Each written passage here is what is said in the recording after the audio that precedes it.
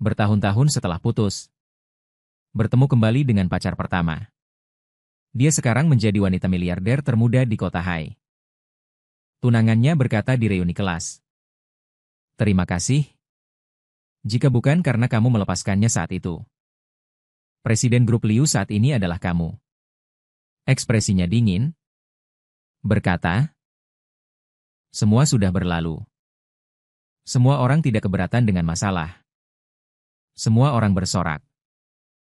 Di bawah tatapannya, aku diam-diam menutupi bekas luka di pergelangan tanganku. Senyum paksa, kami berdua sudah tidak ada hubungannya lagi. Aku ingat saat itu Fang Yuan yang mengusulkan. Putus. Saat tunangannya pergi ke kamar mandi, teman-teman sekelas mulai bergosip. Fang Yuan, yaitu aku, Liu Ruyan, duduk di seberang dengan bibir. Dengan senyum tipis. Tetapi matanya sangat dingin. Ini 6 tahun setelah putus. Pertama kalinya kami bertemu, aku agak tidak siap. Karena ketua kelas bilang Liu Ruyan tidak datang. Makanya aku datang. Tidak menyangka bisa bertemu di sini. Liu Ruyan sekarang sukses. Talenta Haigui luar biasa di kota, kalung di lehernya bernilai sangat mahal. Tidak ada yang tidak memujanya. Sebaliknya, aku sudah tidak seperti dulu. Memang dia yang pertama kali mengusulkan putus. Liu Ruyan dengan tenang menjawab keraguan semua orang. Semua orang memiliki pikiran yang berbeda.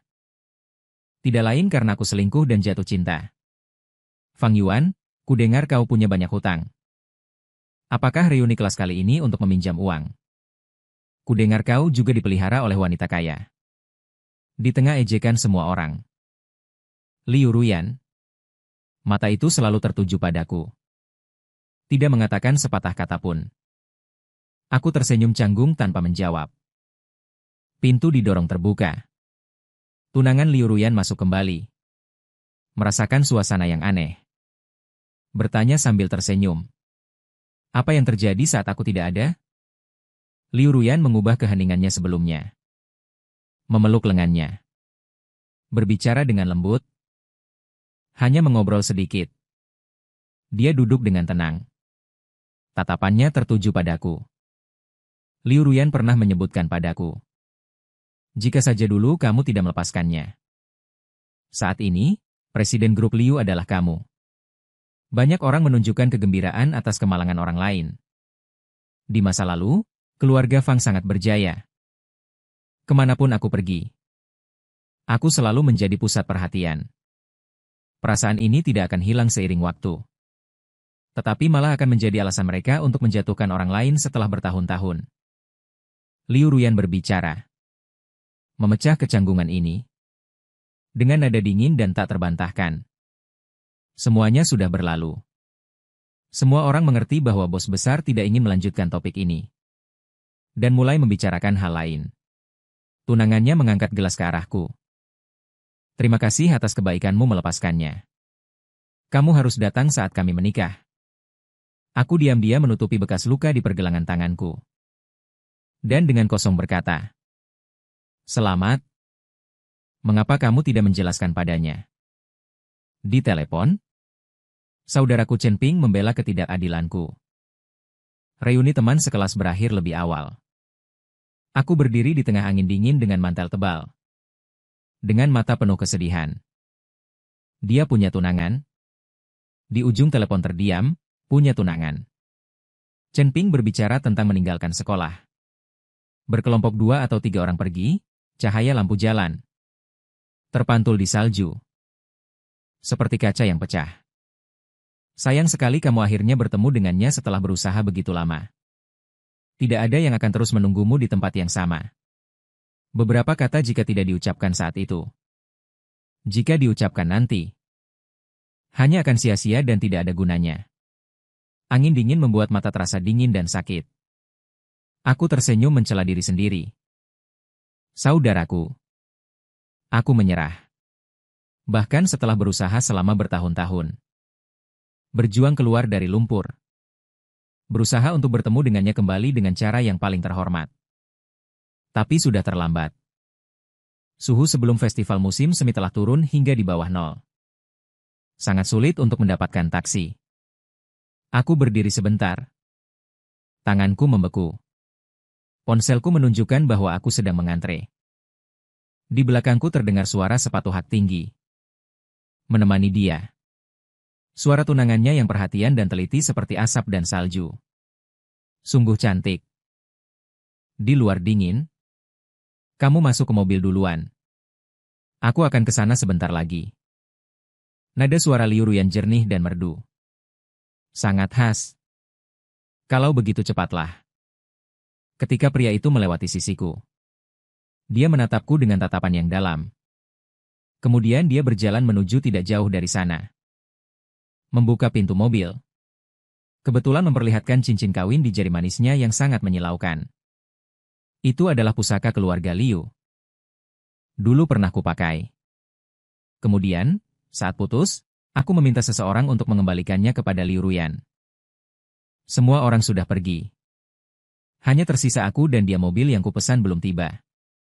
Liu Ruyan masih berdiri di belakangku. Tidak mengatakan sepatah kata pun. Kami berdua hanya terdiam. Di bawah lampu jalan ada dua bayangan yang tumpang tindih. Pikiranku dengan linglung kembali ke saat putus dulu. Malam itu, Liu Ruyan sedang dalam perjalanan. Dia mengalami kecelakaan mobil dalam perjalanan menemuiku. Sahabatnya menelepon. Dengan nada tidak ramah. Liu Ruyan di rumah sakit. Dia dalam bahaya. Tolong jaga dia baik-baik. Fang Yuan, dia mendapat kuota belajar di luar negeri. Cepat atau lambat dia akan sukses. Mengapa kamu tidak bisa menunggu lagi?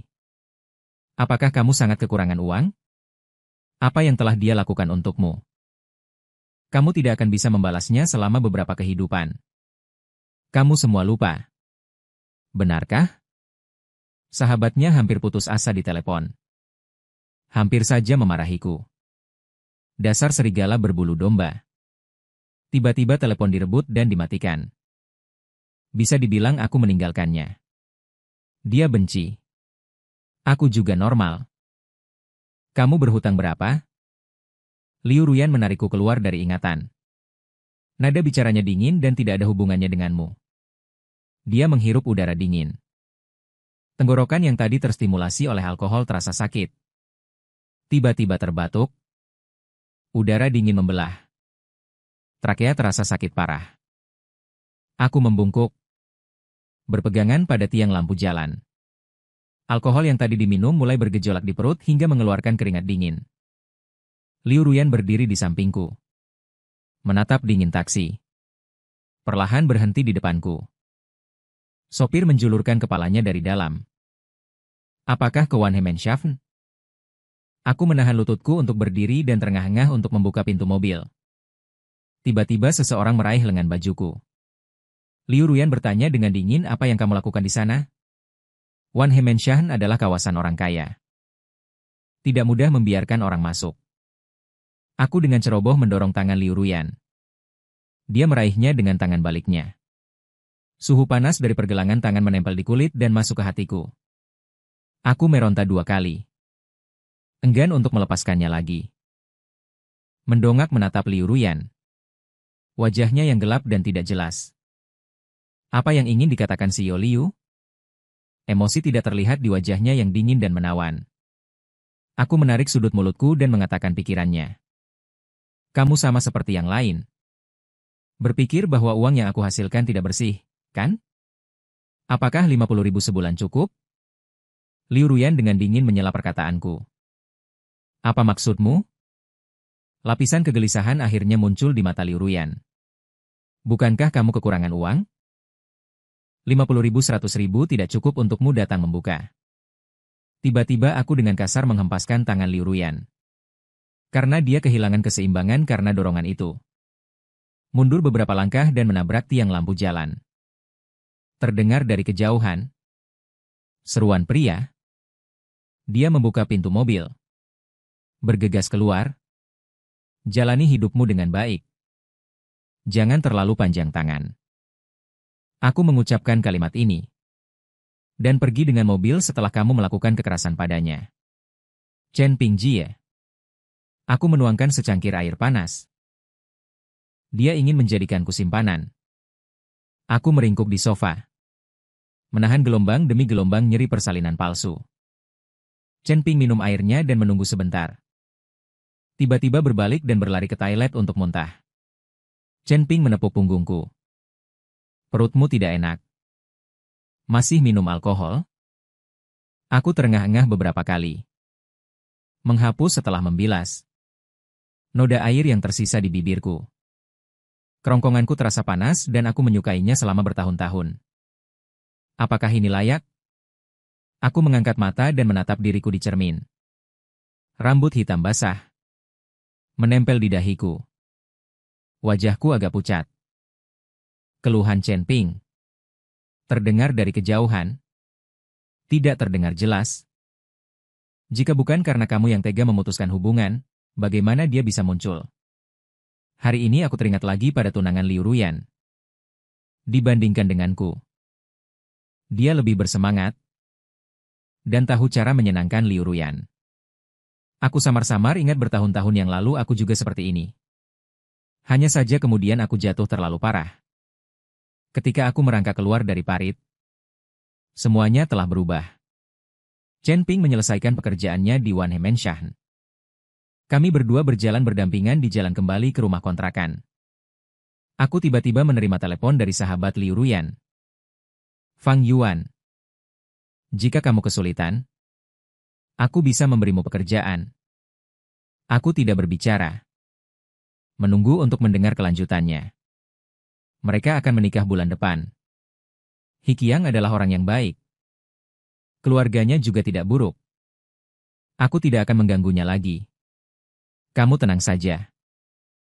Dia terdiam beberapa saat menjelaskan. Kami hanya ingin Liu Ruyan menjalani hidup yang lebih baik. Semua teman-teman tahun itu tanpa terkecuali berdiri di pihak Liu Ruyan dan telepon ditutup. Chen Ping tersenyum pahit berulang kali. Mereka tidak mengerti apapun. Tidak masalah. Karena aku masih harus tinggal di sini untuk sementara waktu. Aku menemukan pekerjaan tidak jauh dari rumah. Saat wawancara, HR bertanya dengan curiga. Kamu punya riwayat depresi sebelumnya. Sekarang sudah sembuh. Ada surat keterangan dari dokter. Sebelumnya beberapa perusahaan menolakku saat sedang disuspend. Karena alasan ini, perusahaan ini cukup terkenal. Malam itu, aku menerima pemberitahuan penerimaan kerja. Aku pikir reuni teman sekelas adalah pertemuan terakhirku dengan Liu Ruyan. Tanpa diduga, 3 hari kemudian, Liu Ruyan terjun payung ke perusahaan kami. Menjadi atasanku. Dan mejaku dipindahkan ke depan pintu kantor Liu Ruyan. Aku bisa menolak. Liu Ruyan bahkan tidak mendongak dan berkata dengan dingin. Serahkan surat pengunduran diri ke Departemen Personalia. Aku tertawa marah. Hanya karena tidak setuju untuk bertukar tempat. Anda ingin memecat saya? Dia sebanding dengan makanan. Akhirnya seorang dewa turun. Hantu mengangkat kepala dan berbicara denganku. Aku hanya memberimu pilihan. Apa kau pikir aku menginginkan sesuatu darimu? Tiba-tiba aku teringat Chen Ping tadi malam. Yang berdebat dengan orang lain demi sedikit uang sewa. Dengan enggan tersenyum pada puncak dan integritas Yim Liu. Tentu saja aku tidak takut. Liu Ruyan sedikit mengangguk. Terima kasih. Saat keluar, tutup pintu dan arah kursi harus membelakangiku. Aku tidak ingin melihat wajahmu. Sisa hari-hari itu kami hampir tidak memiliki interaksi apapun.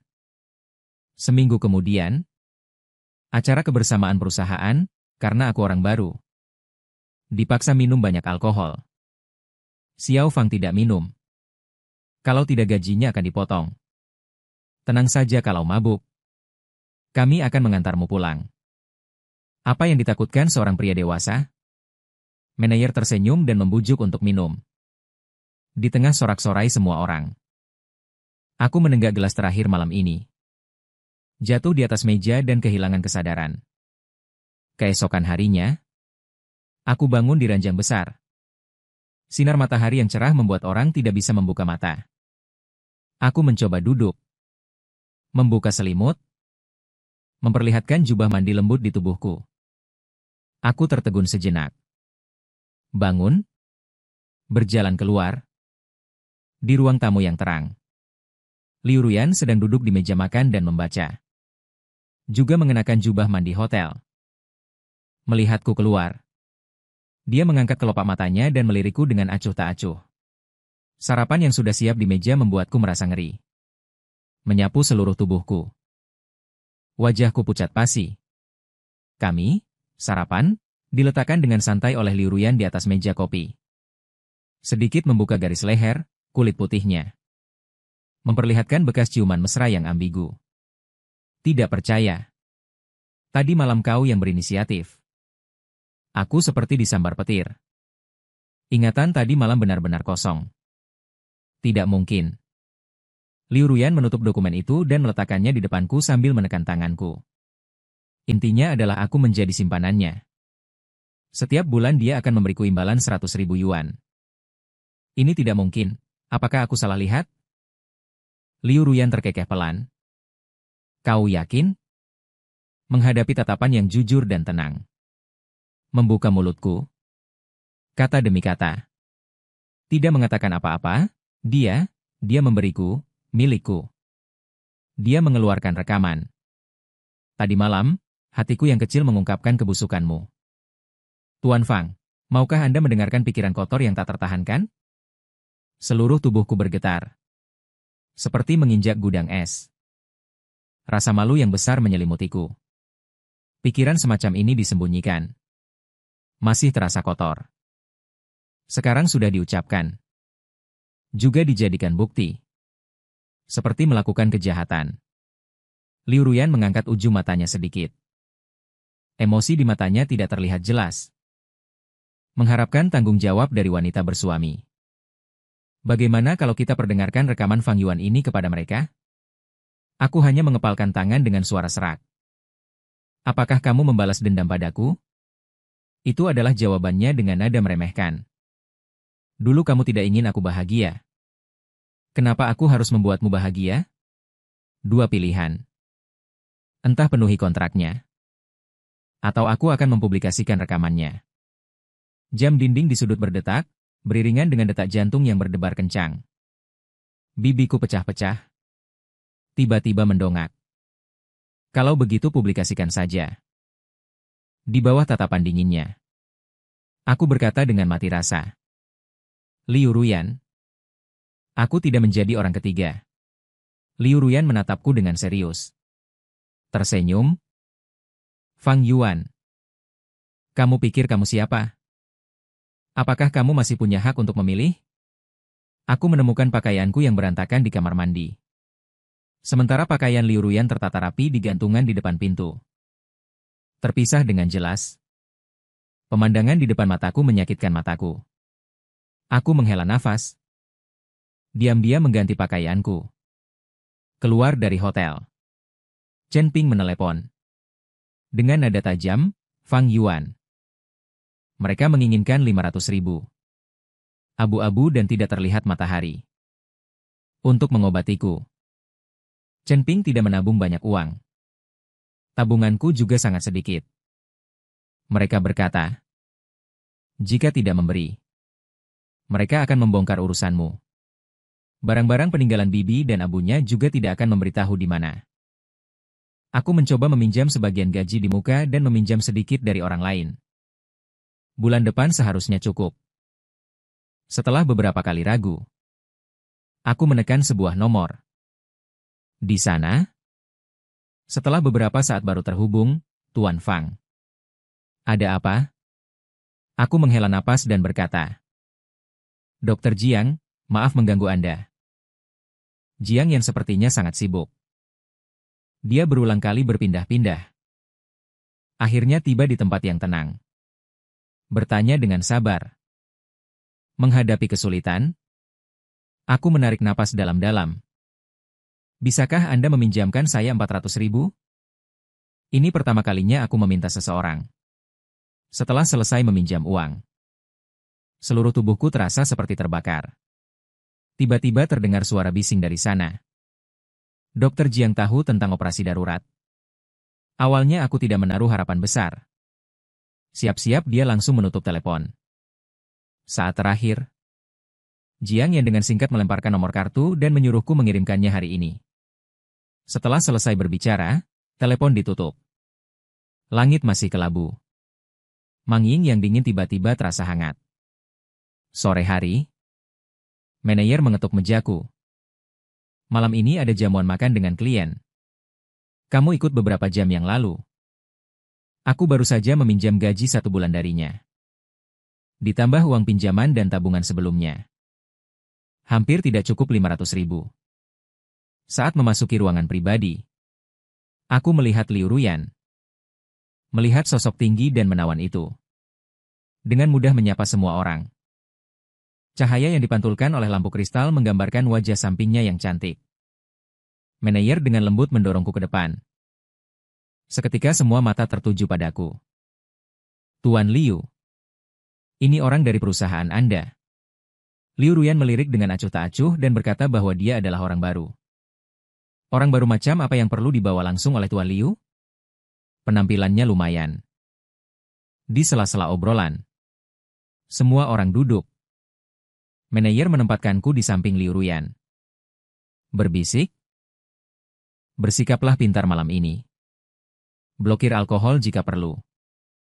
Semua orang dengan sopan bertanya kepada Tuan Liu. Apakah karyawan baru Anda ini bisa minum atau tidak? Tanpa menunggu jawaban Liu Ruyan, manajer buru-buru menjawab.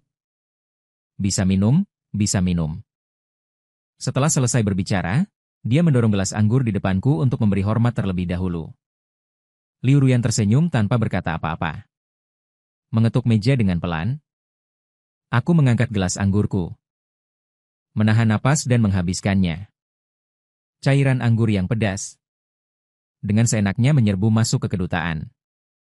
Menyalakan api di sepanjang jalan. Berteriak dan bergolak di perut. Semua orang bersorak. Bersiap untuk mengejar dengan semangat. Liu Ruyan membuka mulutnya dan mengalihkan topik. Tadi kita sampai di mana? Mari kita lanjutkan. Suasana di meja makan sangat meriah. Banyak orang ingin menuangkan anggur untuk Liu Ruyan. Dia beralasan bahwa perutnya tidak enak. Dan tidak minum sama sekali. Pada akhirnya semua dituangkan ke perutku oleh manajer dengan berbagai cara. Akhirnya aku tidak tahan lagi dan pergi ke toilet. Keran wastafel dibuka. Aku terus-menerus muntah. Kemeja bersih dan rapi itu segera menjadi basah kuyup setelah mengirim pesan singkat kepada Chen Ping. Aku benar-benar kehabisan tenaga. Menundukkan kepala. Bersandar di wastafel. Bernapas dengan berat sambil memejamkan mata.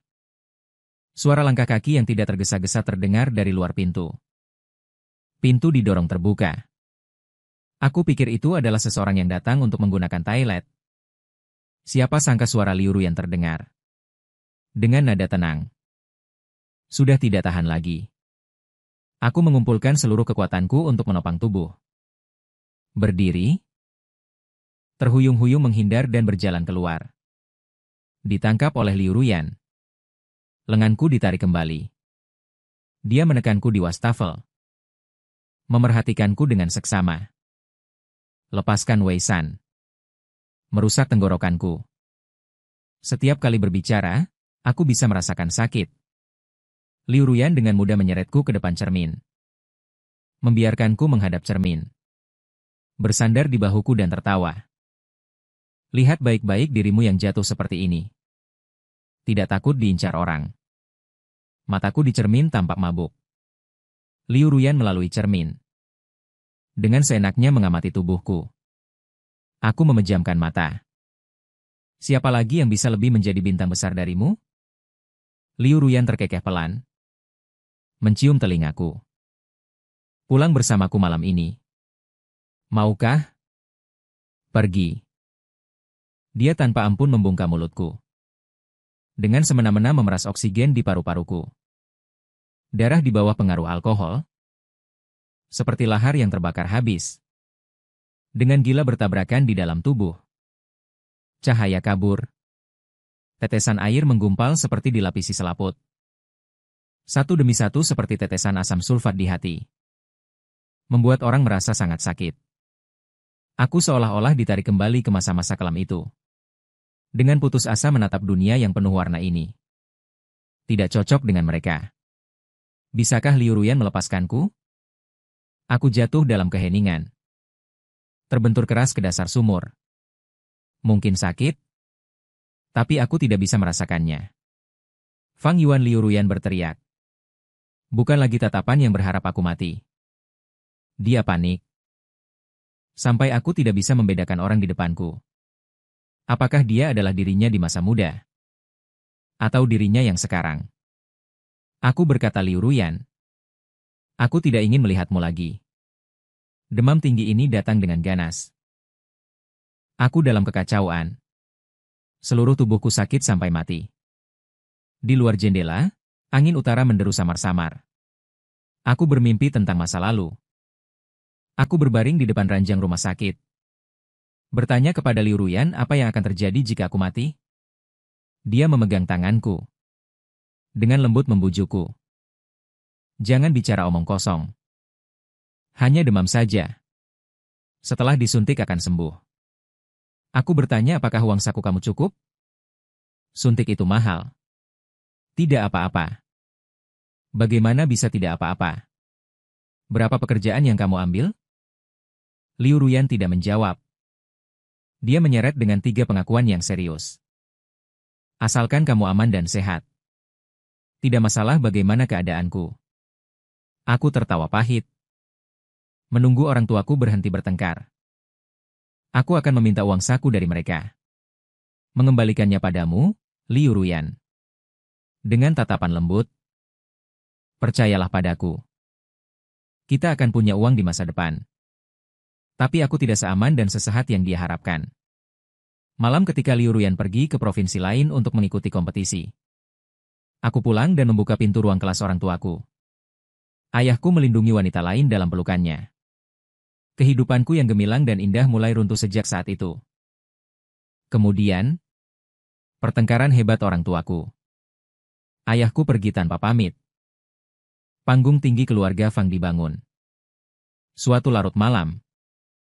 Sekelompok pria parubaya penagih hutang datang ke pintu dengan lampu bergoyang di atas kepala. Para pria berteriak dengan gembira. Rasa sakit tumpul dan sentuhan menjijikan pada kulit. Dan makian marah ibuku yang memilukan. Tercampur menjadi satu pot hidangan, Jiang Hu. Bergejolak dan bergolak di benakku. Kamera seperti menekan tombol maju cepat. Ibuku dipaksa mati oleh para penagih hutang. Di kamar mandi tanpa pakaian yang layak. Chen Ping menemukanku setengah mati. Membawaku ke Nanceng yang jauh. Suatu hari yang hujan. Aku berlutut di sudut rumah sakit. Mengenakan pakaian yang sangat cocok. Dengan ekspresi berantakan. Dia memiliki depresi yang diturunkan secara genetik. Apakah masih ada kerabat? Chen Ping menatapku dengan khawatir. Masih ada pacar yang mengikuti kompetisi di luar kota? Pemberitahuan. Dia datang, kata dokter. Dicampur dengan beberapa istilah teknis. Dia sekarang memiliki kecenderungan bunuh diri yang jelas. Kesulitan pengobatannya sangat besar. Dalam beberapa tahun, dia tidak dapat dipisahkan dari anggota keluarganya. Bersiaplah untuk pertempuran panjang. Saat itu, kondisi mentalku tidak dapat mendukungnya. Aku pergi melapor ke polisi. Mengumpulkan bukti untuk mendapatkan keadilan. Aku dan Chen Ping seperti 2 orang yang kehilangan rumah dan melucuti senjata. Melarikan diri dari tempat kami dibesarkan. Di hari yang sama. Dalam daftar pemenang kompetisi. Nama Liu Ruyan adalah yang pertama. Dia mendapatkan kuota untuk pergi ke luar negeri. Dia menelepon. Setelah diangkat, di sisi lain adalah suara angin menderu. Suara Fang Yuan Liu Ruyan sangat lembut. Tidak mengecewakan kepercayaan. Kita akan menikah dalam 3 tahun. Aku melihat gerbang besi yang perlahan tertutup. Tidak bisa lagi menemukan jalan pulang. Liu Ruyan. Aku mungkin tidak bisa bersamamu lagi. Mataku berlinang air mata. Aku mendongak dan menarik napas dalam-dalam. Tersenyum ringan. Dia menahan napas. Kenapa aku membuka mulutku? Saat itu, aku ragu. Jalannya di depan cerah. Benarkah egois? Mengurung sisa hidup Liu Ruyan di Nancheng yang hujan. Di luar jendela yang tertutup, ada seorang anak laki-laki yang menangis terseduh-seduh di balik pagar. Wajah pacarnya mati rasa dan jijik yang menyedihkan. Aku melihat cinta. Raungan dari mata. Membuat putus asa. Angin meniup rambutku. Memperlihatkan bekas luka di sekujur tubuhku. Setelah beberapa lama, aku berkata dengan tenang. Liu Ruyan, kamu baik-baik saja. Kita lupakan saja. Terdengar suara tetesan di telinga. Matahari terbenam menembus celah tirai. Jatuh di sofa tidak jauh dari sana. Seperti lapisan taburan emas yang indah. Mimpi buruk itu berangsur-angsur surut. Aku duduk. Gadis itu duduk di sofa menunduk. Mengupas apel dengan tenang. Jari-jari putih dan ramping. Sangat gesit. Sesaat kemudian, sebuah buah utuh muncul. Bulat dan bersih. Itu Liu Ruyan. Dia mendengar suara itu. Mengangkat matanya untuk menatapku. Diam-diam bangun. Menekan bel. Dokter segera masuk dan memeriksa. Memeriksa pupil mataku untuk memastikan aku baik-baik saja. Berbalik dan berkata kepada Liu Ruyan. Dia kekurangan nutrisi. Biasanya bisa fokus menambahkan protein dalam dietnya. Liu Ruyan mengangguk. Terima kasih. Pintu tertutup. Dia berjalan ke sisi tempat tidur dan menyerahkan apel padaku. Jangan pikirkan apapun. Sembuhkan dirimu dulu. Aku tidak mengambilnya. Melainkan turun dari tempat tidur. Membuka lemari dan mencari. Ponselnya hilang. Juga tidak ada pakaian luar. Dia membiarkanku mengobrak-abrik kamar rumah sakit. Liu Ruyan, apa yang ingin kamu lakukan? Aku berdiri tanpa alas kaki di lantai. Sinar matahari. Masuk. Di kaca. Tercermin wajah pucat dan lesuku. Apa yang ingin aku lakukan? Kamu tidak tahu Liu Ruyan meletakkan apel di meja samping tempat tidur. Mengambil tisu. Dengan perlahan menyekat tangannya hingga bersih. Dia duduk di bawah cahaya. Sepasang mata yang indah. Menatapku tanpa menyembunyikan pandangannya. Panas dan mencengangkan. Aku gemetar dan mengepalkan tanganku. Liu Ruyan, kamu tidak bisa melakukan ini padaku. Dia, Ruyan, berdiri dan datang di depanku dalam 2 atau 3 langkah. Mengapa tidak bisa? Apakah aku memiliki orang yang aku sukai? Tolong jangan ganggu aku lagi. Apakah aku orang itu? Tidak ada senyum di wajah Liu Ruyan. Dia memegang wajahku. Berjinjit. Mendekatkan bibirnya. Berhenti 1 sentimeter dari bibirku. Aku tidak bisa membuka mata. Saat dia menoleh. Menutup mata. Tubuhku tanpa sadar bergidik. Liu Ruyan tersenyum. Suara dinginnya memenuhi telinga. Fang Yuan, kau berbohong. Rumah sakit pribadi terletak di pinggiran kota. Di luar jendela terbentang hutan yang tak berujung. Aku tidak bisa keluar. Juga tidak bisa menghubungi siapapun. Aku pernah mencoba meminta bantuan dokter. Perawat? Mereka mengatakan tidak bisa berbuat apa-apa. Liu Ruyan datang setiap hari. Seringkali di sore hari. Dia datang dengan tergesa-gesa untuk berbicara denganku sebentar. Aku sangat menolak gerakan intim dengannya. Liu Ruyan juga tidak memaksa. Akhir-akhir ini aku sering memimpikan hal-hal lama. Saat itu aku selalu menyebut nama Liu Ruyan.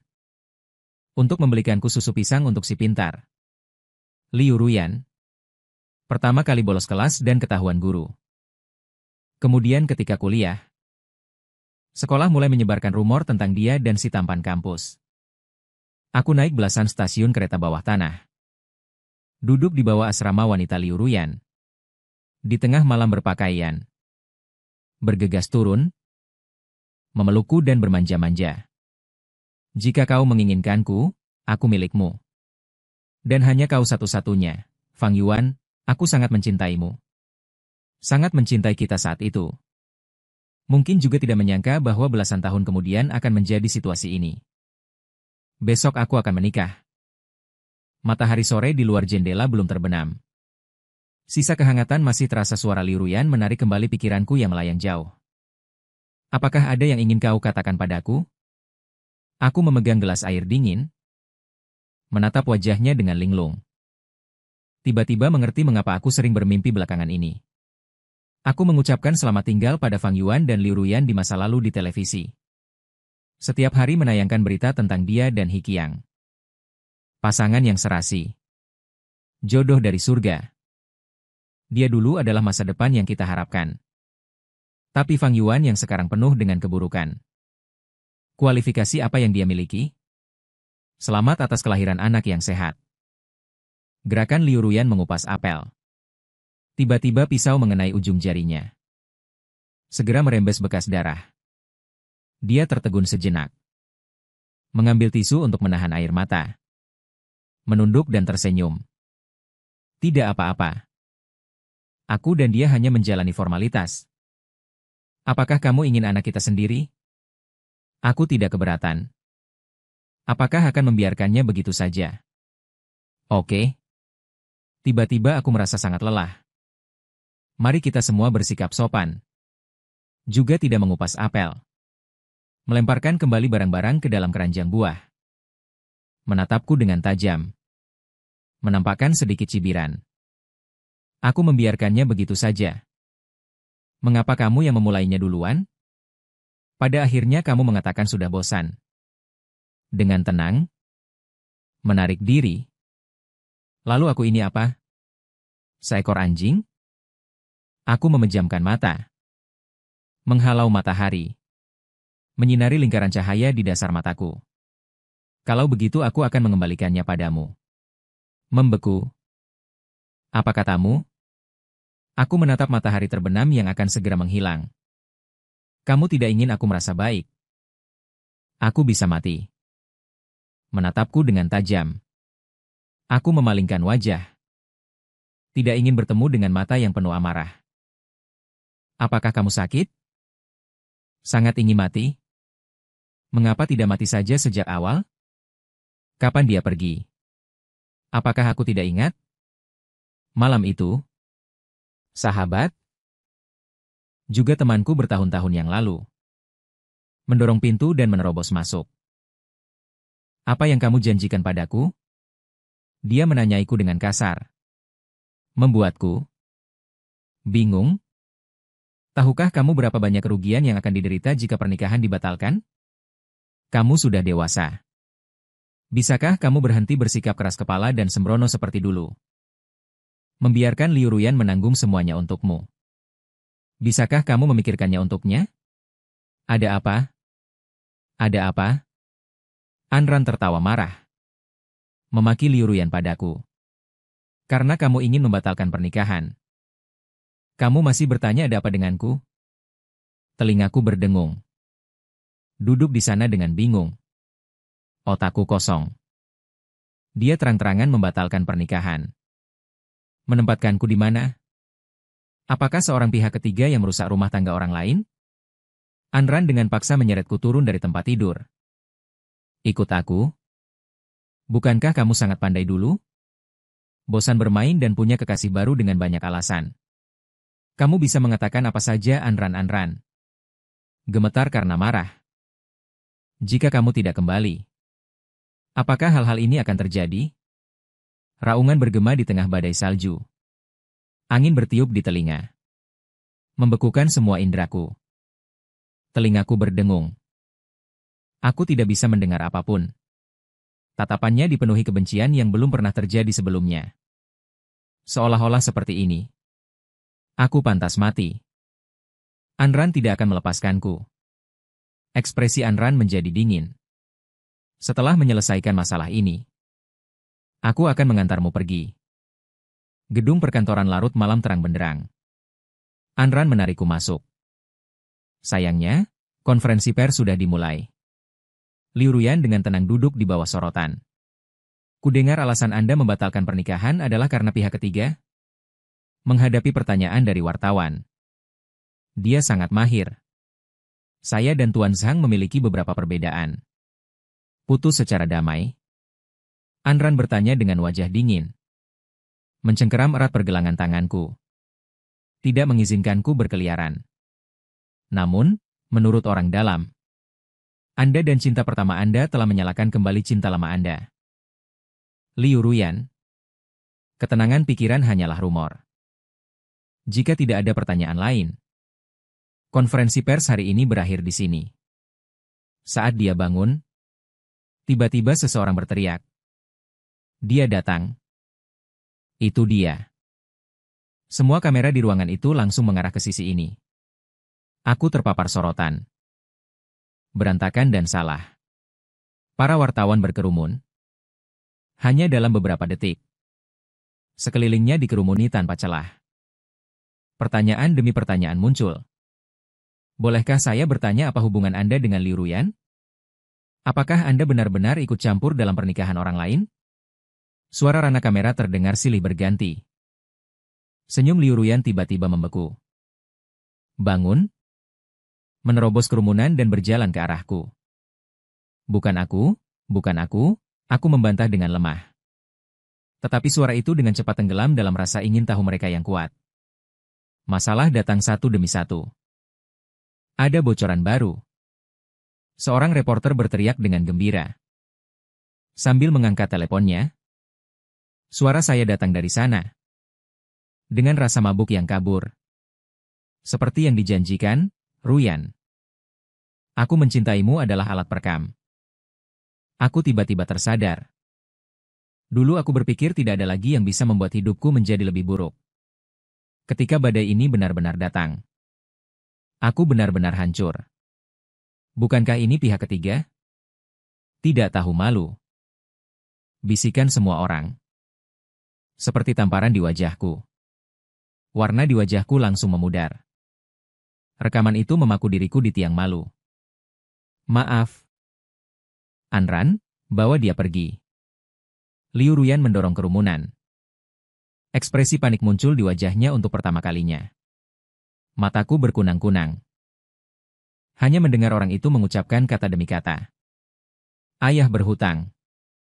Ibu dipermalukan dan bunuh diri. Menderita penyakit keluarga yang parah. Depresi turun-temurun. Dikurung di rumah sakit jiwa Nancheng selama 5 tahun. Bukankah ini penyakit mental? Begitu memicu gelombang besar. Semua orang gempar. Orang sakit jiwa keluar untuk mencelakai orang. Apa yang kau lakukan? Sakit ya? Kenapa tidak mati saja? Langkah Liu Ruyan terhenti. Tiba-tiba mengangkat matanya. Menatapku dengan kaget. Bingung? Tidak percaya. Aku berdiri di tengah kerumunan yang bising. Darah perlahan mendingin. Hingga seluruh tubuh terasa dingin membeku. Liu Ruyan gemetar dalam nada dingin. Aku tahu apa yang akan terjadi selanjutnya. Hanya menunggu dengan tenang.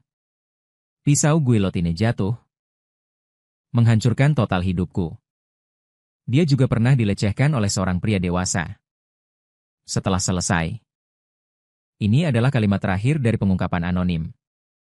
Saat mendengarnya, wajah Liu Ruyan pucat pasi. Liu Ruyan melihat kaki. Sejak hari itu dia kembali dari perusahaan yang hancur. Liu Ruyan tidak pernah berbicara lagi. Kerai ditutup selama 3 hari. Cahaya tidak bisa masuk ke ruangan yang remang-remang. Panggilan tak terjawab di ponsel. Mendominasi layar. Dia tidak membuka satupun. Seolah tombol jeda ditekan padanya. Liu Ruyan duduk di sana meringkuk tanpa semangat. Dia masih ingat nada dingin pria yang membawa Fang Yuan pergi. Dia berkata, kita semua berharap untuk melarikan diri. Nona Liu memang memiliki tangan besi tanpa dapat membuat semua upaya kami sia-sia. Chen Ping dihalangi oleh satpam di luar. Menghadapinya dan berteriak. Liu Ruyan, tahukah kamu bahwa dia akan sakit jika tidak minum obat? Apa bedanya mengurungnya dengan membunuh? Depresi? Rumah sakit jiwa? Istilah-istilah ini seperti duri tajam yang tak terhitung jumlahnya. Dengan seenaknya membalikan dan menggulung-gulung di dalam pikirannya. Menarik saraf dengan keras. Anran mengetuk pintu. Akhirnya membuka celah. Berdiri di depan pintu seperti asap. Halo. Apakah Anda sudah memesan? Mengapa suara Liu Ruyan serak? Rasa sakit tumpul dari hatinya. Membuatnya sangat menderita. Anran terdiam beberapa saat. Maaf. Saat itu saya merasa tidak perlu memeriksanya. Jadi datanya palsu. Benarkah? Suara Liu Ruyan sangat pelan, Anran memberitahuku. Saat dia bersenang-senang di luar negeri. Fang Yuan dikurung di rumah sakit jiwa di Nancheng. Maaf. Saya tahu penjelasan ini lemah. Dia tahu dia tidak bisa menyalahkan Anran sepenuhnya. Bahkan jika dia bertanya lebih detail. Mungkin tidak akan menjadi seperti ini. Liu Ruyan tidak punya energi untuk mendengarkan pembelaan Anran. Chen Ping mengabaikan halangan sekretaris. Mendorong pintu hingga terbuka. Cahaya dari keempat mata membuat Liu Ruyan menyipitkan mata. Namun tidak menghentikannya. Sekretaris itu meminta maaf berulang kali. Maaf. Presiden Liu. Aku tidak menjaganya, keluarlah. Sekretaris itu dengan hati-hati. Menutup pintu untuk mereka. Ruangan kembali ke remang-remang. Chen Ping hanya berdiri di sana. Seolah tidak ingin berhubungan dengannya sedikit pun. Presiden Liu, ada beberapa hal yang bisa dikatakan sekarang. Jendela dibuka sedikit. Angin dingin menusuk tulang Liu Ruyan duduk di sana tanpa bergerak. Hanya mendengarkan dengan tenang. Melakukan kesalahan. Akan selalu dihukum. Cepat atau lambat saat Fang Yuan berulang tahun. Aku pernah bercanda bertanya padanya. Siapa yang paling kamu sukai di dunia ini? Dia berkata. Yang pertama adalah ibu. Yang kedua adalah Liu Ruyan. Liu Ruyan menutup matanya. Hanya merasa kata-kata ini membuatnya kedinginan sampai ke tulang. Saat itu penyakitnya baru saja sembuh, setiap hari hanya perlu makan sepotong kecil obat. Bisa sama seperti orang normal. Jadi tahun ini, untuk membereskan barang-barang peninggalan bibi. Aku membawanya kembali. Mata Chen Ping memerah. Dia selalu bilang dulu putusnya tidak pantas. Kali ini ingin bertemu kembali denganmu dengan baik. Bahkan melihat sekilas pengusaha besarnya dari jauh saja sudah cukup. Karena dia tahu dia tidak pantas untukmu. Liu Ruyan, dia tidak pantas untukmu? Apakah kamu tahu bagaimana kualifikasi kompetisi itu didapatkan? Tangan Liu Ruyan perlahan mengepal. Seolah melihat kebenaran yang cukup untuk menghancurkannya. Saat itu sudah ditentukan secara internal. Fang Yuan menulis surat pengaduan. Meminta agar kuota ini diumumkan secara adil sehingga jatuh padamu. Namun, sebagai akibatnya, dia menyinggung banyak orang. Sehingga setelah ayahnya kabur, dia dan ibunya diganggu oleh banyak orang. Tangan besar tak terlihat itu mencekik leher Liu Ruyan. Dia merasakan sakit hingga tidak bisa bernapas. Dia pernah diganggu. Apakah karena ini? Chen Ping melanjutkan. Saat itu kamu sedang mengikuti kompetisi di provinsi lain. Mungkin sekitar seminggu tidak menelepon kembali. Jadi kamu mungkin tidak tahu apa yang terjadi di sini. Keluarga Fang bangkrut. Ayahnya kabur dengan wanita simpanan. Sekelompok penagih utang setiap hari menghalangi di depan pintu. Meminta nyawa Fang Yuan dan ibunya, bibi dipermalukan dan bunuh diri. Fang Yuan bertarung mati-matian dengan orang. Akibatnya nyaris kehilangan nyawanya. Bahkan dipermainkan orang. Setelah kejadian kotor itu, dia jatuh sakit. Saat terparah aku tidak berani mengalihkan pandangan. Satu garukan saja di tubuhnya. Saat itu dia sangat tersiksa hingga tidak ada yang menginginkannya. Chen Ping menatap tajam ke arah Liu Ruyan. Saat kamu mengalami kecelakaan mobil, Fang Yuan seperti orang gila. Memintaku membiarkannya mati. Bagaimana kamu bisa membiarkannya berlalu? Wajah Liu Ruyan pucat pasi. Menutup matanya. Kenangan beberapa bulan terakhir menyiksanya dengan gila-gilaan, Dia mengizinkan manajer untuk membuat Fang Yuan mabuk. Menyeretnya ke kamarnya. Memancingnya untuk mengatakan yang sebenarnya setelah minum. Dan dengan gila membuat perjanjian palsu tanpa efek hukum. Hanya untuk melihatnya berjuang dan menderita. Berulang kali mempermalukan dan mempermainkan. Akhirnya dengan paranoid, dia mengurungnya di rumah sakit swasta di pinggiran kota. Chen Ping datang menemuinya berkali-kali. Dia bahkan tidak menemuinya. Bertanya apakah dia sakit. Bertanya mengapa dia tidak mati saat itu. Mata Fang Yuan semakin kosong dari hari ke hari. Sering menatapnya tanpa bergerak. Dia salah mengira bahwa saat itu Fang Yuan masih mencintainya. Tapi sekarang dipikir-pikir. Liu Ruyan bertanya tanpa suara. Bagaimana bisa dia memperlakukannya dengan begitu kejam? Mengapa tidak memberitahuku? Chen Ping tersenyum pahit. Bagaimana menjelaskannya? Dia sakit? Bahkan hidup pun adalah kemewahan. Satu-satunya yang bisa dilakukan adalah membiarkan orang yang dia sayangi. Jangan sampai dia menyeret mereka ke bawah. Dia menganggap studimu lebih penting dari segalanya. Larangan itu adalah kesempatanmu untuk bangkit. Itu adalah kesempatan yang dia perjuangkan dengan sekuat tenaga. Dia hanya berharap kau baik-baik saja, Liu Ruyan. Apakah dia pantas mati? Kata-kata ini seperti palu godam. Menghantam hati Liu Ruyan dengan keras. Mengganggunya? Menyiksanya. Yang membuatnya jadi bahan tertawaan adalah dia tahu dia berpendidikan dan menggunakan kontrak untuk menghinanya. Dia juga pantas mati. Kami telah mencoba banyak cara untuk membuat Fang Yuan memiliki keinginan untuk hidup. Akhirnya kami menemukan hanya satu hal yang berhasil untuknya. Liu Ruyan tiba-tiba tidak berani mendengarkan lebih lanjut. Chen Ping tersenyum pahit dan berkata, "Namamu?" Dia akan selalu mengingat pengusaha besarnya. Sudut pandang Fang Yuan. Saat pergi dulu, aku bercanda dengan Xin King dan berkata, tempat ini tidak akan pernah aku datangi lagi. Terbukti? Jangan mudah mengucap janji. Aku sakit lagi. Hanya musim dingin di Nancheng yang sedikit kering. Tahun-tahun sebelumnya selalu membeku dengan sia-sia. Namun tahun ini secara ajaib turun salju.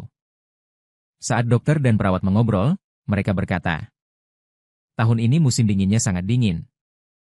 Cih. Iklim bumi semakin tidak cocok untuk kelangsungan hidup manusia. Tahun baru Imlek akan segera tiba. Cabang-cabang pohon di luar jendela telanjang dan tidak menyenangkan. Aku menempelkan wajahku ke kaca jendela. Napas hangat mengembunkan lapisan kabut air. Ada seseorang di bawah. Dia berdiri di sana setiap hari. Tidak dingin?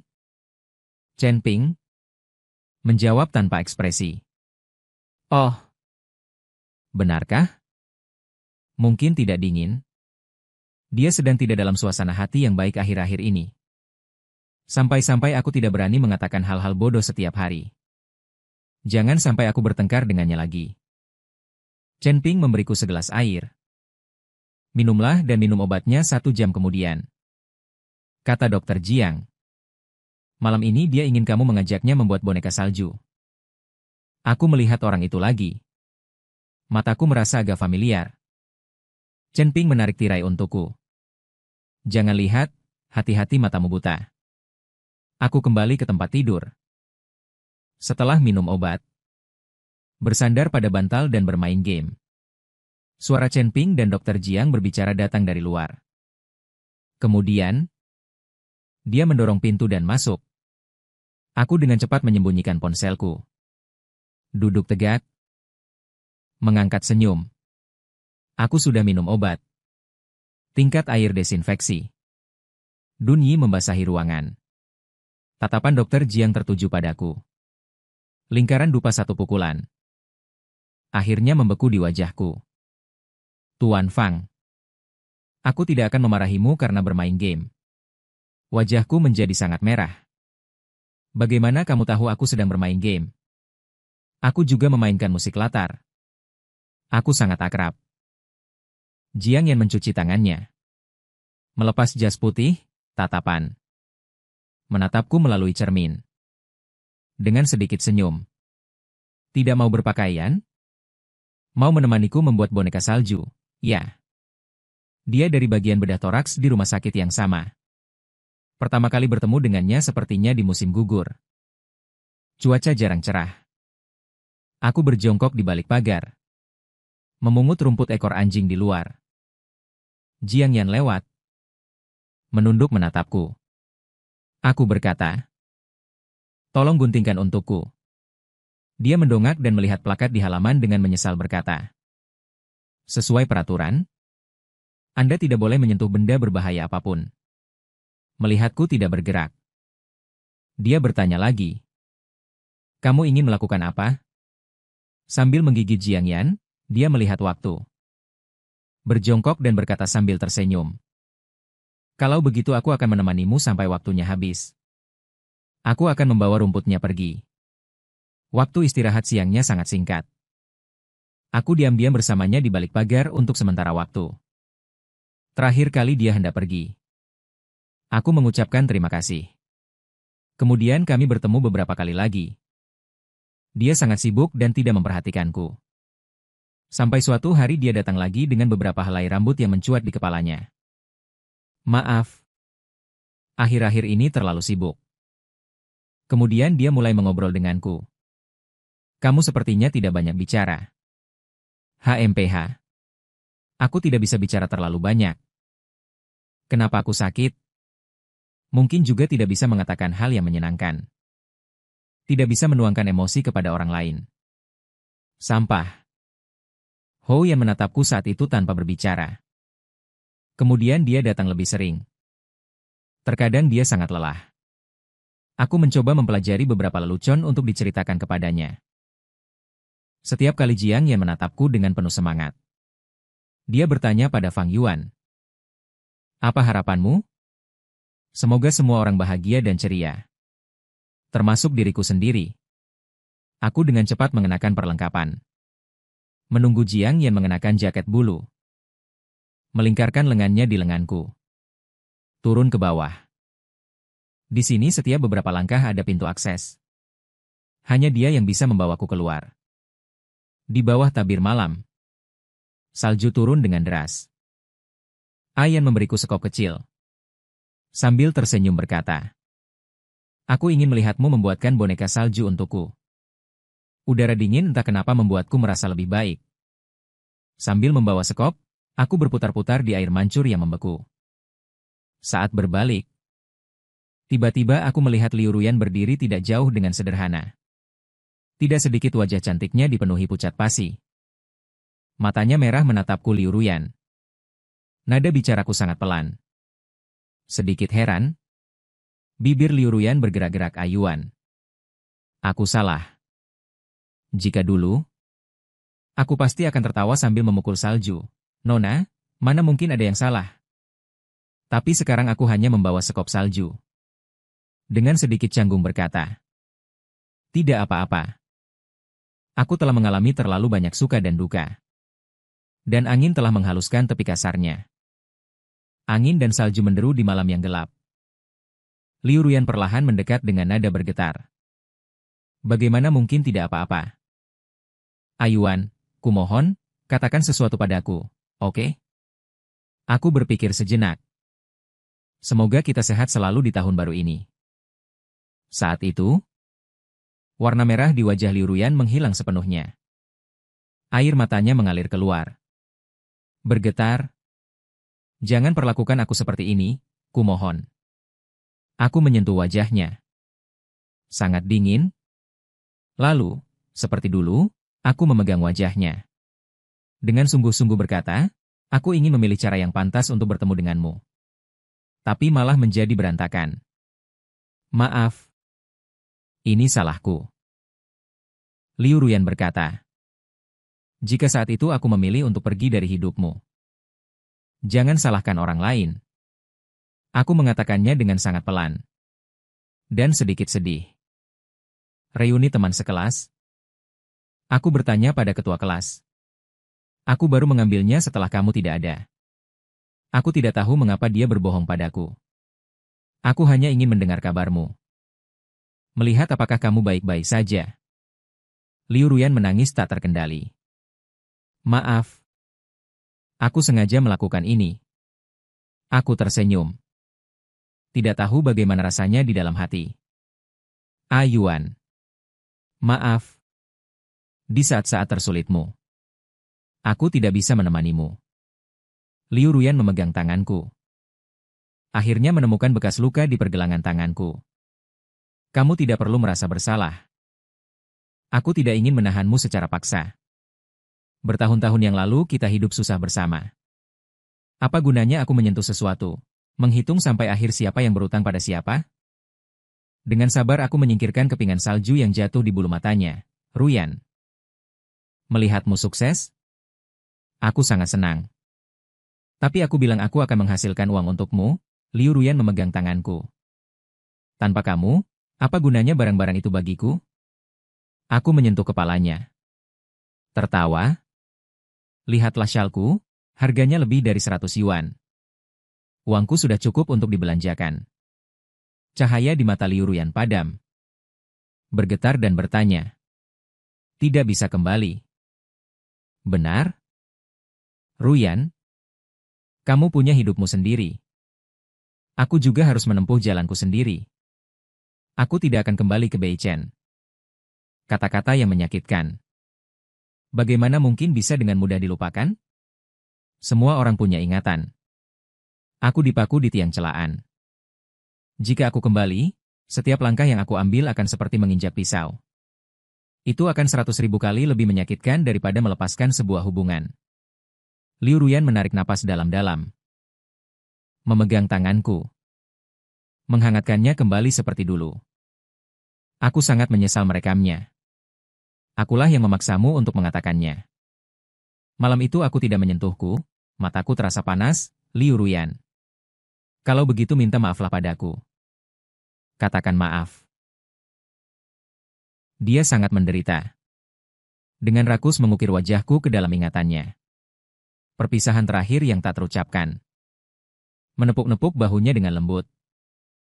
Pada akhirnya, aku tak bisa mengucapkan kata, tidak apa-apa. Liu Ruyan. Semoga sisa hidupmu damai dan bahagia. Dia semakin besar, aku sekuat tenaga melangkah. Berusaha maju. Angin dan salju menderu di belakangku. Suara semakin menjauh. Aku tidak tahu apakah itu suara angin atau tangisan Liu Ruyan. Jiang yang mengenakan mantel coklat unta dan memasukkan tangannya ke saku. Berdiri di bawah lampu jalan yang redup. Samar-samar aku bisa melihat alisnya yang ringan dan tatapannya yang fokus. Aku menghampirinya. Seolah-olah tidak menyadari apapun. Aku menarik sudut bibirku. Bertanya pada Dokter Jiang. Apa yang kau lihat? Dia tersenyum agak canggung. Beberapa hari kemudian, aku melihat sosok Liu Ruyan di berita hiburan. Dia menerima banyak wawancara. Dia menceritakan semua yang telah dia lakukan. Kepada media dengan jujur. Dialah yang memaksaku. Rekaman itu juga dia yang mengarahkanku untuk mengatakannya. Pada saat yang sama, dia juga memposting perjanjian yang ditandatangani olehnya dan Hile 2 tahun lalu. Ditulis oleh Liu Ruyan sendiri. Aku mendekati mereka berdua. Awalnya memang tidak berencana untuk menikah. Malam itu adalah hari yang semula ditulis dalam perjanjian untuk mengadakan konferensi pers dan mengumumkan pembatalan pertunangan. Peristiwa ini tidak diragukan lagi membawa pukulan yang menghancurkan bagi perusahaan Liu Ruyan. Reputasi dan status yang dikumpulkan selama bertahun-tahun anjlok. Di hari-hari berikutnya, Anran pernah meneleponku. Dia berkata, Fang Yuan, maafkan aku. Aku berutang penjelasan padamu. Dia berkata bahwa dia tidak bisa menahan diri. Hikiang memiliki niat buruk. Dan mengungkap urusanku. Dulu, para rentenir itu pernah memeras saya 500.000 yuan. Kemudian aku dibawa ke rumah sakit swasta oleh Liu Ruyan. Mereka tidak bisa menghubungiku dan berbalik. Menjualku kepada Hikiang dengan harga 2 kali lipat. Dia juga mengatakan sangat khawatir tentang kondisi kerja Liu Ruyan. Bertanya apakah aku bisa kembali. Aku memberikan jawaban yang sama. Apa yang kukatakan, sudah kukatakan. Sisanya aku tidak bisa berbuat apa-apa. 3 bulan kemudian, kondisiku stabil dan aku akan keluar dari rumah sakit. Sinar matahari yang hangat menyelimuti tubuh di luar jendela. Musim semi dengan bunga bermekaran. Aroma disinfektan yang familiar datang lagi. Aku tahu Jiang Yan datang. Ada makanan? Dia terlalu sibuk. Belakangan ini selalu mencari makan di sini. Aku membuka shalwol. Roti kacang merah panas lucu. Jiang Yan tanpa basa-basi mengambilnya dan merobek kemasan luarnya dan memakannya dengan lahap. Aku hanya menatapnya seperti ini. Sampai dia bertanya sambil tertawa. Kenapa kau menatapku seperti itu? Kau sangat mudah dipelihara. Setelah Jiang Yan selesai makan. Apakah kau mempertimbangkan untuk menetap di sini? Kenapa kau bertanya seperti itu? Begini. Aku punya apartemen yang sedang disewakan. Aku berpikir sejenak. Apakah kau sangat kekurangan uang? Karena dia terlihat sangat tulus. Saat ini aku tidak punya penghasilan. Jadi mungkin aku tidak bisa membayar sewa yang mahal. Jiang Yan berkata bohong dengan serius tentang yang murah. Tidak ada tetangga. Aku takut sendirian.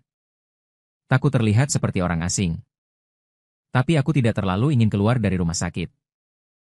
Angin musim semi yang sepal-sepal membuat hati orang gembira.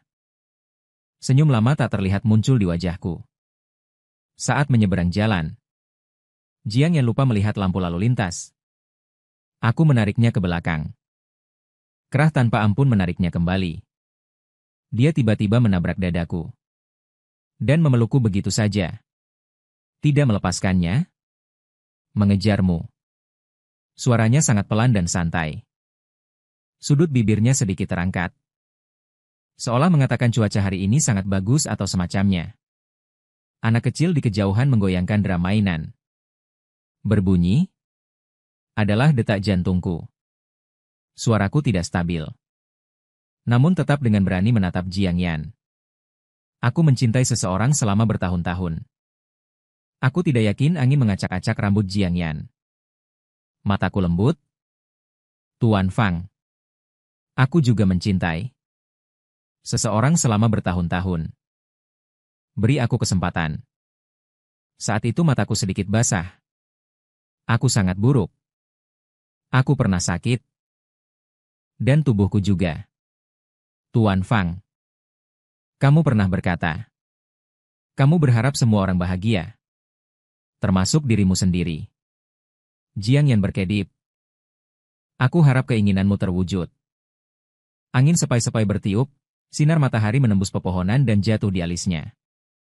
Dulu aku pikir musim semi tidak terjangkau. Entah sejak kapan bunga-bunga bermekaran di seluruh ladang. Musim semi sedang mekar penuh. Liu Ruyan meninggal dunia. Di musim dingin tahun kedua. Perusahaan Keqiang mengumumkan kebangkrutan.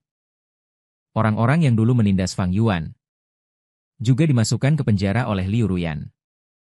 Setelah beberapa krisis, perusahaan Liu Ruyan akhirnya bangkit kembali.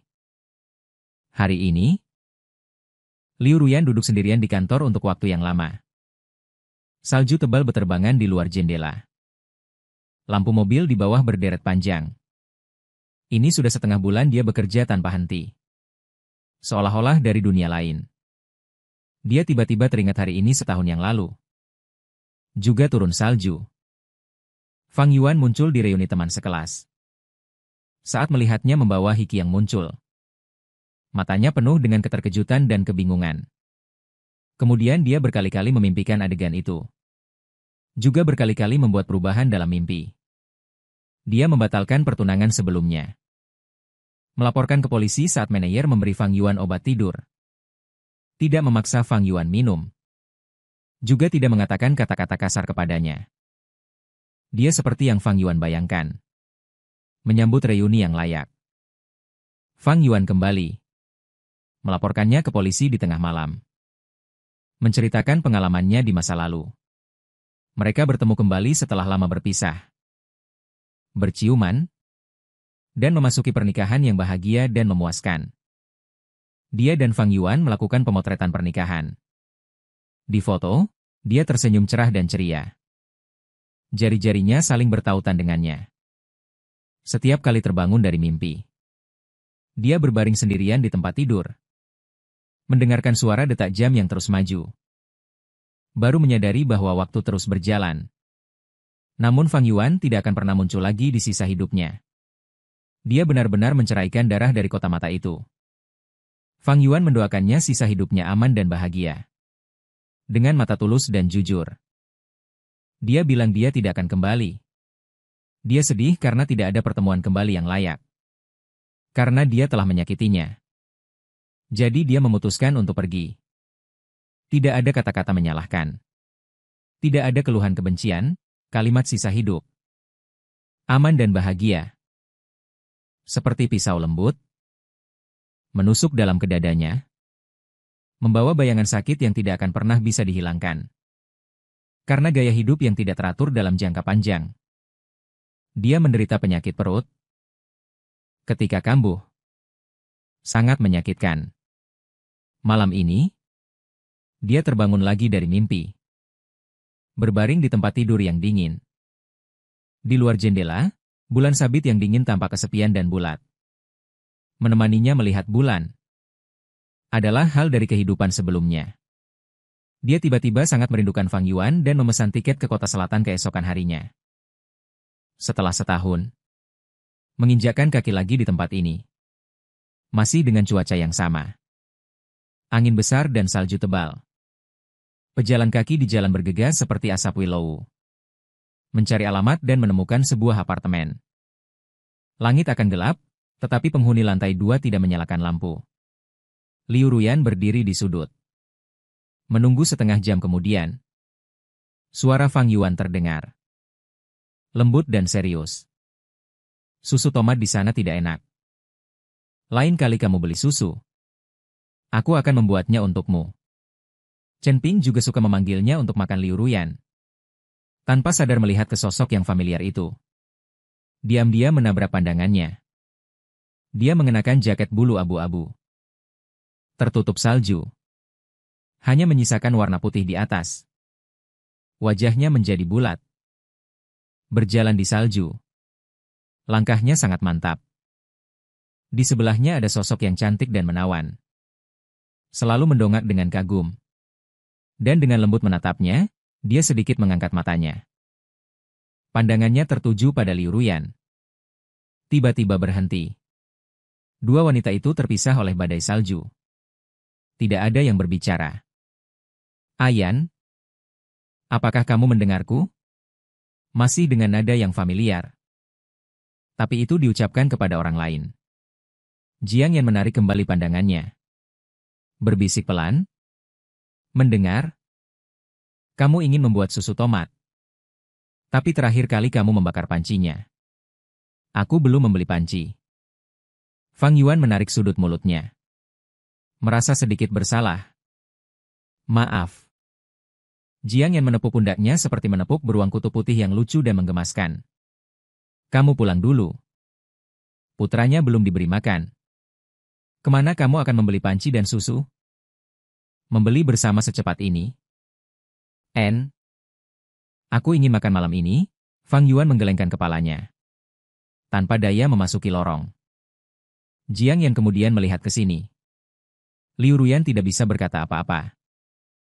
Jadi dia mengatakan kalimat pertama. Selamat. Jiang Yan tersenyum. Terima kasih. Sebenarnya dia tahu bahwa Liu Ruyan salah paham bahwa putranya adalah kucing yang dipelihara olehnya dan Fang Yuan. Tetapi Jiang Yan tidak ingin menjelaskan.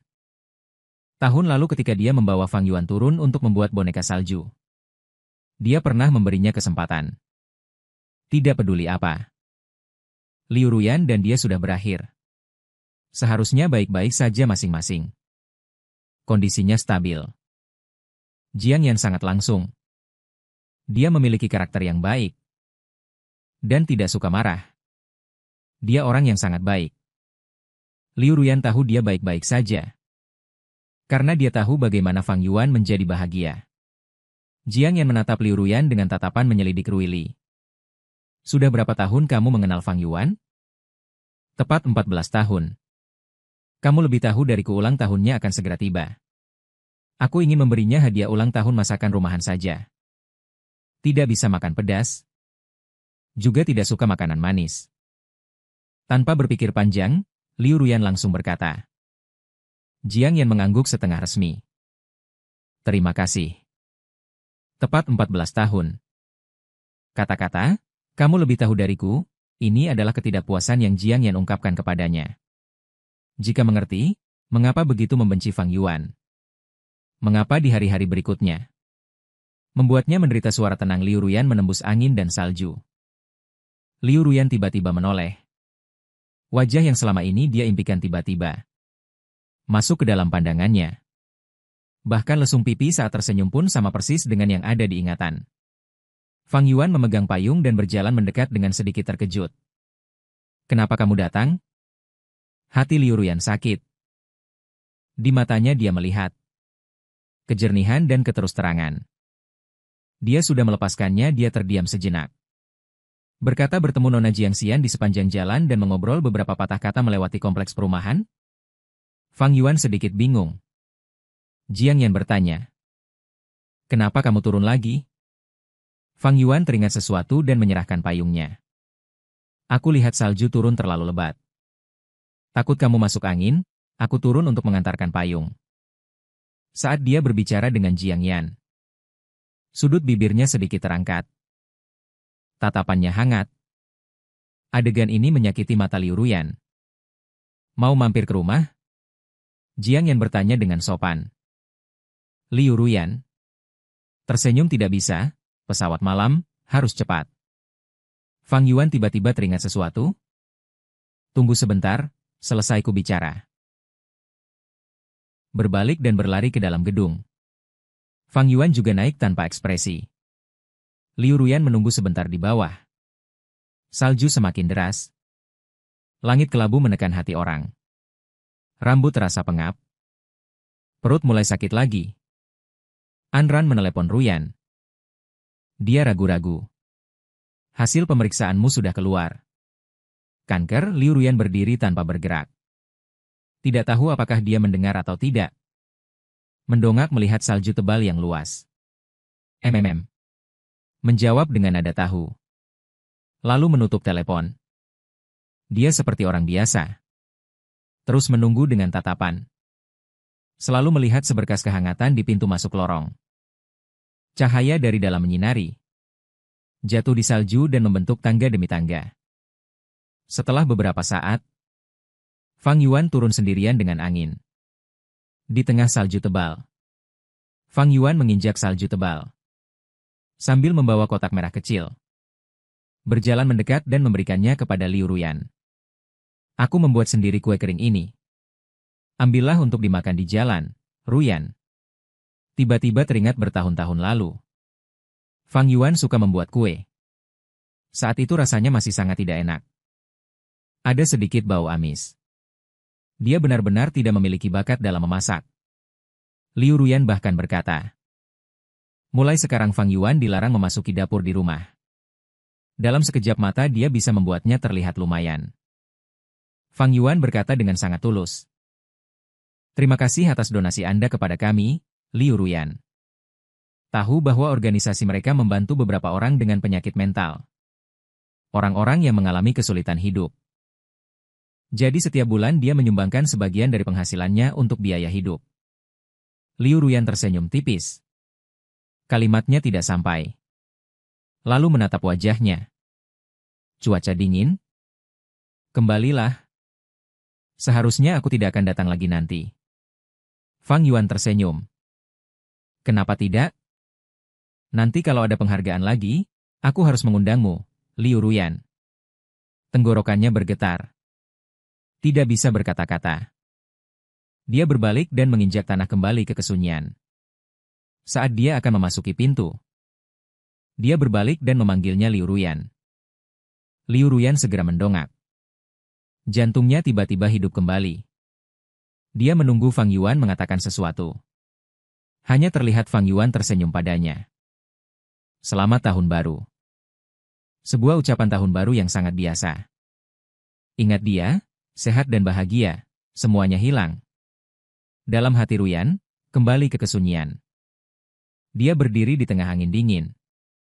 Kembali ke selamat tahun baru.